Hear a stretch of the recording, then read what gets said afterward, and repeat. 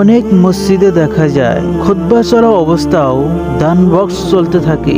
হাদিস শরীফে খুতবা চলা অবস্থায় অন্যকে চুপ করতে বলাকেও অনর্থক কাজ বলা হয়েছে।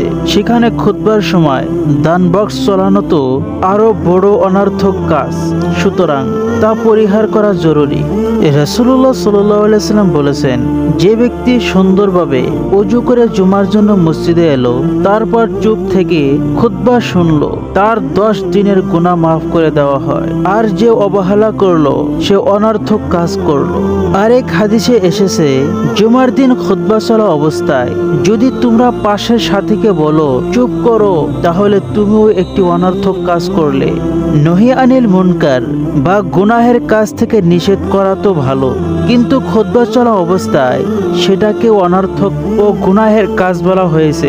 মসজিদের জন্য দান করা বা দান সংগ্রহ করা নিঃসন্দেহে সওয়াবের কাজ, কিন্তু তা যদি খুতবা চলা অবস্থায় করা হয় তাহলে তাও অনর্থক ও গুনাহের কাজ বলে গণ্য হবে। এজন্য এ বিষয়ে খুবই সতর্ক থাকা জরুরি। এখানে এ বিষয়টিও বলে দেওয়া সমীচীন মনে হয় যে মসজিদ ফাউন্ডেশনের জন্য দান সংগ্রহ করার এই পদ্ধতি বক্স চালানো কি কোনো আদর্শ পদ্ধতি হতে পারে? এ বিষয়ে চিন্তা ভাবনার প্রয়োজন।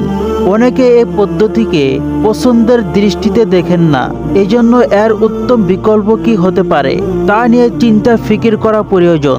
আসলে তো উচিত ছিল প্রত্যেক মুসল্লি নিজ নিজ জিম্মাদারিতে ইচ্ছাকৃতভাবে অনুদান করা। ইচ্ছাকৃত অনুদান মসজিদের জিম্মাদারগণের কাছে জমা করে আসবেন, কিন্তু না, আমাদের ঈমান এত মজবুত না, আমাদের সেই ফুরসত আছে।